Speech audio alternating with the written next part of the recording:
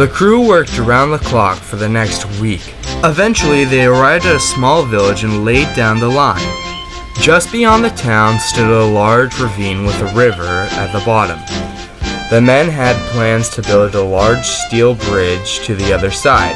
However, they needed special materials. So in the meantime, they focused on the station. You'd think they would already have gotten the materials before we got to this point. They probably didn't expect us to get here so quickly. At least the station's gonna look nice. And it gives time for the electric wires to be set up. After days of waiting, the special girders finally arrived. The workmen immediately got to work setting up the bridge. They put up signs and a barrier along the line so engines wouldn't cross onto the bridge.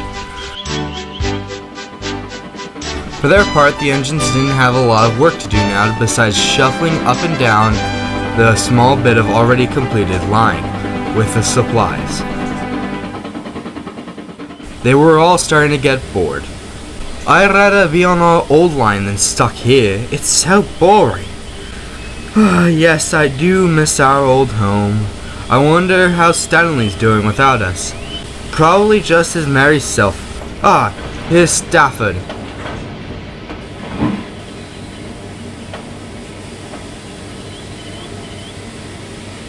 Hey, battery boy, any updates? They're still working on the structure, but they've laid down the track itself. It's too fragile to go on though, but at least it's progress.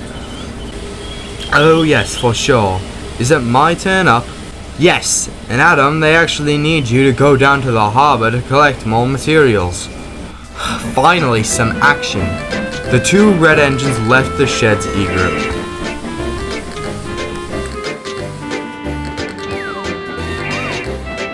Colin ran around the train of metal beams and heavy stone. Since the gradients were so steep, it made more sense for the engines to push trains of supplies from behind. He couldn't hear the stone trucks plodding in the middle of the train. Those signs won't stop us. There are rails there, so we should be allowed past. Yeah, let's break away.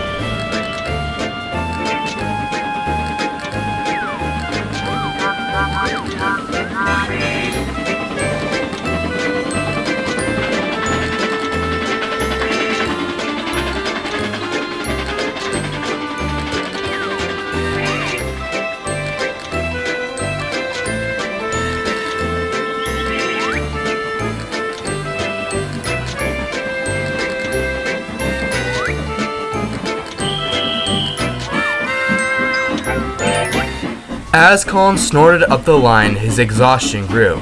The line might be short now, but it was very steep.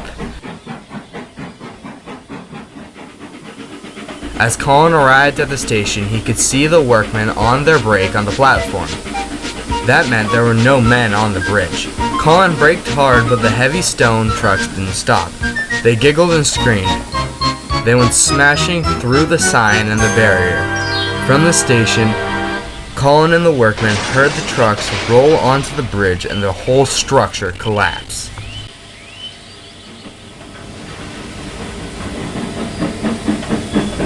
After that, the site was closed down for the rest of the day. Colin sat at the junction when Adam came back with the supplies.